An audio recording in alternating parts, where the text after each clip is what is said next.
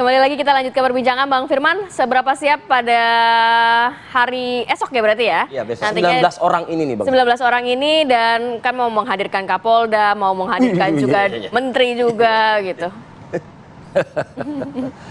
Pada dasarnya tim hukum prinsipal Paslon 03, Pak Ganjar dan Pak Mahfud sudah siap secara maksimal dan juga pematangan-pematangan sudah kita lakukan beberapa kali sampai tadi malam juga sudah, dan tentu itu berkaitan dengan penguatan kita terhadap pendalilan kita. Ya. Karena beban pembuktian kan diserahkan kepada pemohon.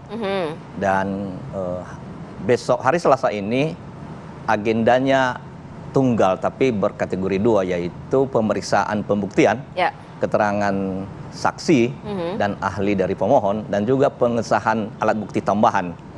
Dan tentu itu menjadi ruang bagi kami untuk menyampaikan, memastikan, memaknai permohonan kami melalui pendalilan dan juga pembuktian. Melihat komunikasi yang sudah rutin dilakukan dengan 01 nih.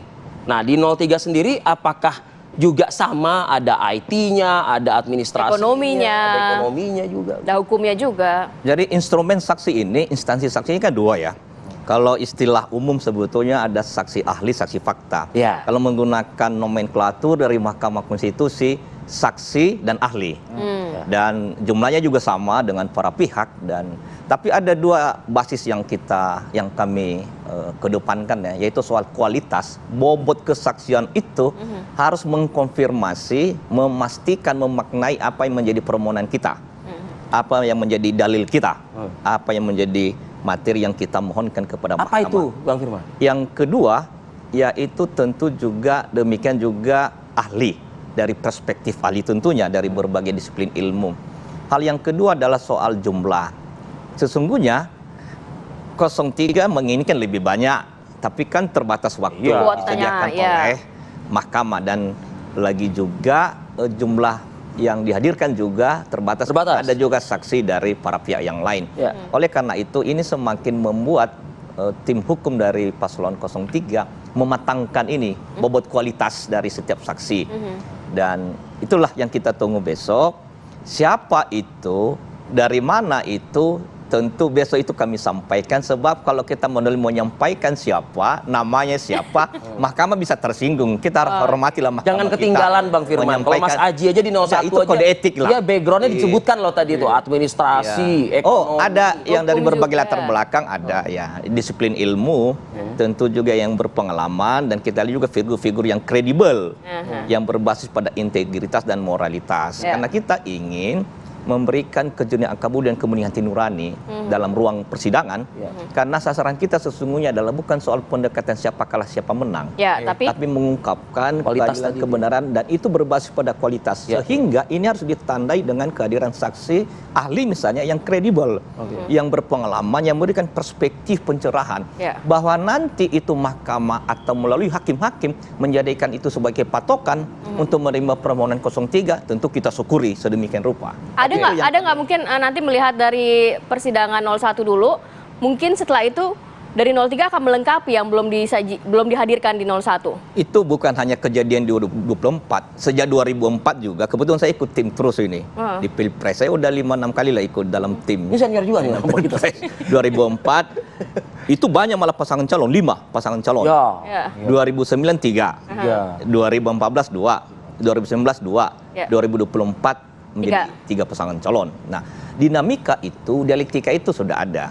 Tentu kita banyak belajar akhirnya kepada yang duluan dulu. Di mana ada kekurangan, kekuatan, kelemahan, ruang-ruang yang bisa kita lirik dulu rupa.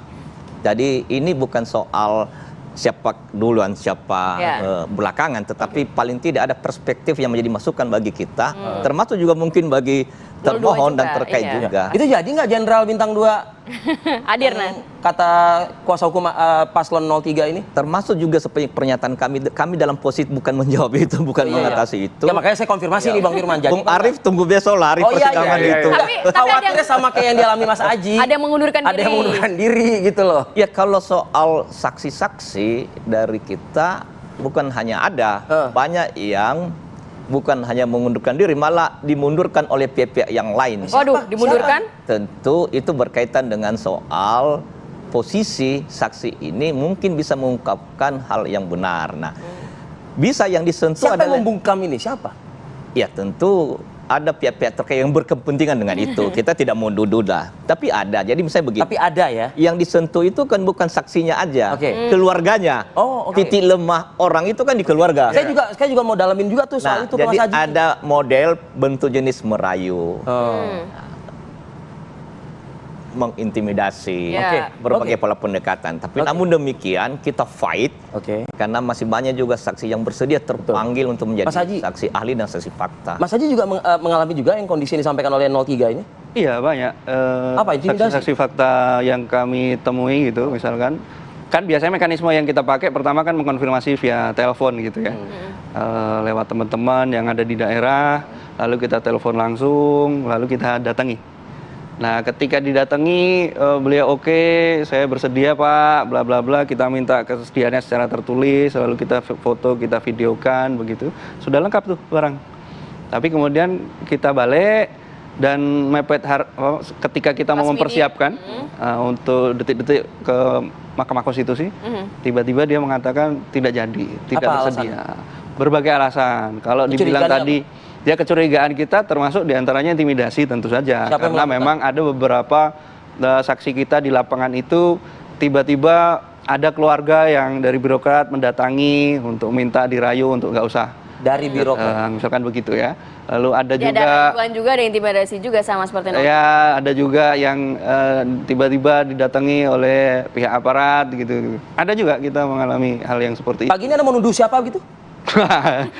Kita belum sampai sejauh itu, tapi yang jelas cerita-cerita ini sudah sampai di kita dan nanti akan kita follow up lah pasti. Bang Fris, Enggak, jangan Bang Baper Fris juga, nggak, Bang Fris? enggak, Bang Fris juga Baper nggak? merasakan hal sama. Jangan-jangan ada juga saksi-saksi Yang yang mundur. juga akhirnya mundur perlu gitu. dicek dulu, mungkin hari ini ada ujian, harusnya apa mengajar, tiba-tiba ada apa janjian dokter, kan kita tidak bisa langsung mengatakan bahwa ini dilakukan oleh, saya yakin paslon 1 dan paslon 3 juga tidak mengatakan ini direkayasa, tapi kan disengaja direkayasa demi kepentingan salah satu paslon, kan kita juga tidak bisa mengatakan. Ya. Dan kami kan juga bisa mengatakan bahwa itu ada sebuah klaim-klaim gitu loh. Tapi kan kalau kita melihat ya, kembali tadi apa yang disampaikan oleh Bang Haji ya, ini soal keterbatasan waktu dan sebagainya. Bukankah memang kalau kita mengacu kepada prosedur yang ada di MK, semua kan memang pakai strict secara waktu. Jumlahnya berapa, waktunya berapa. Kenapa? Kembali lagi kepada argumentasi kita sejak dari beberapa minggu terakhir bahwa kewenangan Mahkamah Konstitusi adalah sengketa suara. Ya. Yang tahu sengketa suara adalah orang yang punya mandat. Karena dia berada di TPS, dia berada di kecamatan.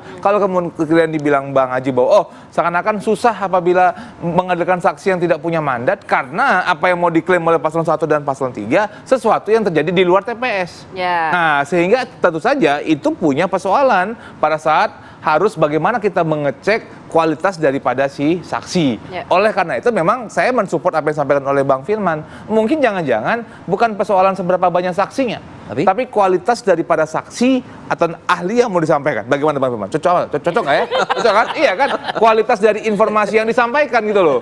Itu yang saya rasa yang paling penting. Seberapa banyak pun jumlah paslon 1 mungkin bahwa ahli didukung oleh paslon 3 mungkin ya kan, Ya, saling melengkapi begitu dan ya. paslon 2 di tengah-tengah ya kan harus menjawab kiri dan menjawab kanan ya kan. Tapi kan kualitas saksi itu yang paling penting karena yang perlu kita yang pingin kita convince kan si hakim. Ya. Dan si hakim kan juga membaca begitu banyak peraturan dan dia sudah punya banyak Tapi info. 02 gitu. harusnya tidak perlu worry karena gap suaranya kan cukup besar di situ kan, antara 01 ke 02 atau 02 ke 03 kan. Walaupun menggunakan metode kualitatif yang digunakan. Tentu saja kami mempersiapkan semuanya itu sebagai inilah bagian dari, kan kita semua sudah sepakat nih menyerahkan ini ke Mahkamah Konstitusi. Ya. Jadi kita harus berjuang yang terbaik untuk bisa meyakinkan bukan saja kepada Mahkamah Konstitusi, tapi juga kepada masyarakat bahwa 02 itu menang terhormat dan dikonfirmasi oleh Mahkamah Konstitusi. Oke. Bang Ilham nanti ya kita jeda dulu ya Bang ya. Kami kembali saat lagi pemirsa.